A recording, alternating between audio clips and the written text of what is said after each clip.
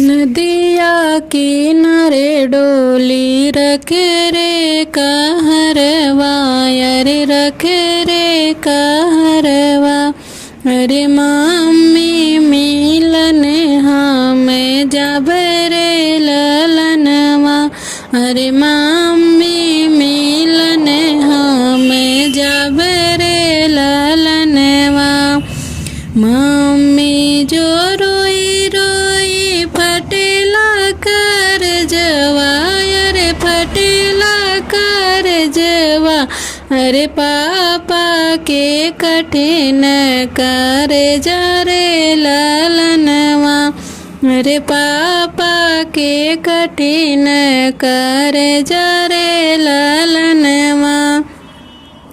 नदिया किनारे डोली रखे रे कहरवा, अरे रखे रे कहरवा।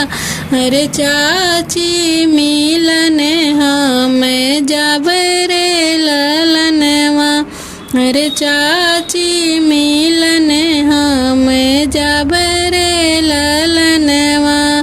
चाची को रोई रोई फटेला कर जवा, अरे फटेला कर जवा। अरे चाचा के कठिन करे जा रे ललनवा, अरे चाचा के कठिन करे जा रे ललनवा।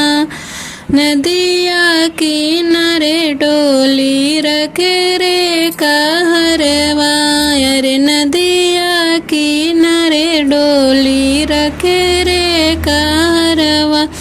मम्मी मिलन हम जाबे रे ललनवा। दीदी जो रोई रोई फटेला कर जवा, अरे फटेला कर जवा।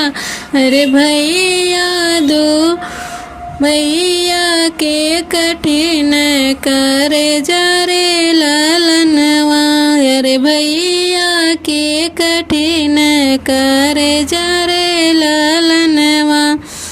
नदिया किनारे डोली रखे रे कहरवा, भाभी मिलन हमें जाबे रे ललनवा, अरे भाभी मिलन हम जाबे रे ललनवा। भाभी के रोई रोई फटेला कर जवा, अरे फटेला कर जवा। अरे भैया के कठिन करे जा रे ललनवा, भैया के कठिन करे जा रे ललन।